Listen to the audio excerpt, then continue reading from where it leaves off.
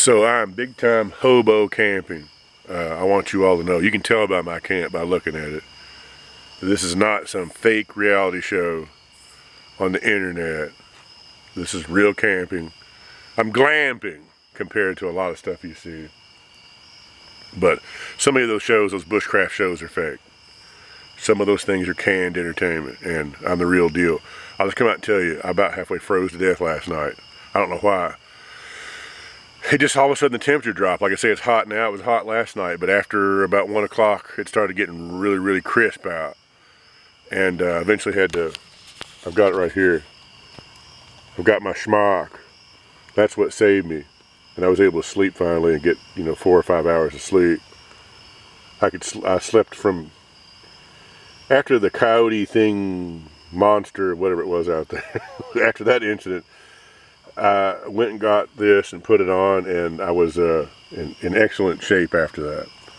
So if it gets cold tonight, I'm gonna put on my schmock, because it is rated, it is Arctic rated, and it lives up to its reputation. Now I am using a lantern here, but I will tell you that that's one thing I don't use a whole lot of, actually. I'm just using it for filming, but I don't use light sources that much. I do have them here with me just in case I need to find something in the dark. But one thing I found out is, I found this out a long time ago, when you're away from the city, from city lights, street lights, you're out in the wild, your own natural night vision starts to come back to you. So you pretty much, unless it's absolute just pitch black down and deep in the woods, you can pretty much see where you're going. You can start to navigate it. It doesn't take long for that that primitive ability to see in the dark comes back to you. And that's never going to be as good as some kind of electronic night vision device or something like that. But it does the the rods in your eyes and all that start to come back, and you can see at night.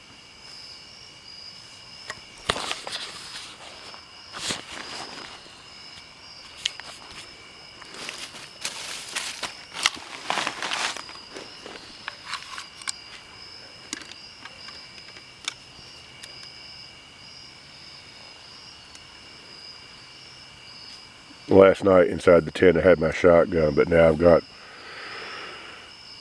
the Kalashnikov back here with me also, and usually I wouldn't bring this much weaponry with me. I have a pistol, I've got a survival rifle, a couple other things, survival knives, but I am kind of loaded down this time. You don't need that much equipment, really. I'm testing out this, decide what long gun that I would want to take with me from now on. Whether I prefer a shotgun. If I was to have just one long gun, would I have a shotgun or a rifle? Which would I take? And that's a whole other debate and a whole other video, and there's probably people out there who could answer all that better than I could. That's why I'm kind of testing all this stuff out. But I do know that the red dot really, really helped out a whole lot in it's not as good as a thermal or something like that. This is an old Soviet era red dot, but it actually works really good. It's very essential for night fighting if you had to come to that, because you have that red dot reticle, and you can pretty much, with your own, like I said before, night vision, kind of pinpoint a silhouette. You could hit it like a target in the dark, pinpoint it. It really wouldn't be hardly possible unless you had tritium sights.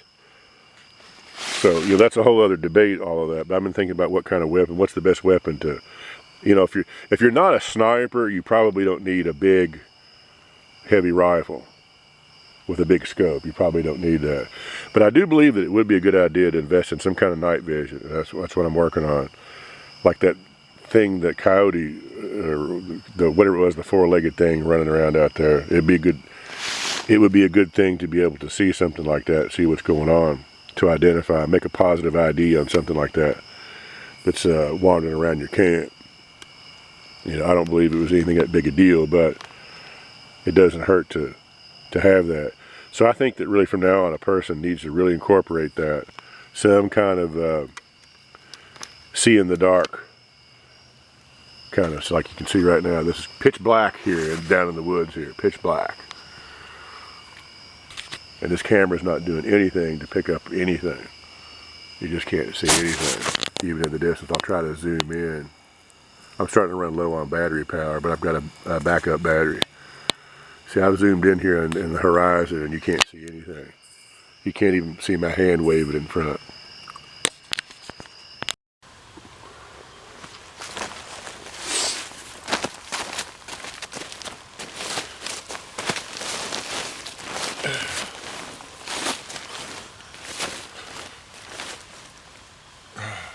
Okay, I guess that's all there is to it. I think I'm gonna break camp. I just kind of just wanted to lay here today, really, but what time is it? It's about 9 o'clock, 9 a.m. I think I'm gonna head back. I don't know. I really like the peace and quiet and everything. Although there's some weird noises that I've heard at night too. So I heard some clacking, weird clacking sound last night. I think it was just a woodpecker probably. And then a lot of coyotes, just woo. I mean, they go all off, and the dogs and stuff in the area. And then they pipe down. But it wasn't as cold last night. I don't know what the difference was. I don't know if I was just better prepared for it. The tent was great. It was a lifesaver. I don't know. I think I've just kind of gotten bored with this area. I don't know. I think I'm just going to break camp and call it good. I don't have any more to say, so I will see you all later.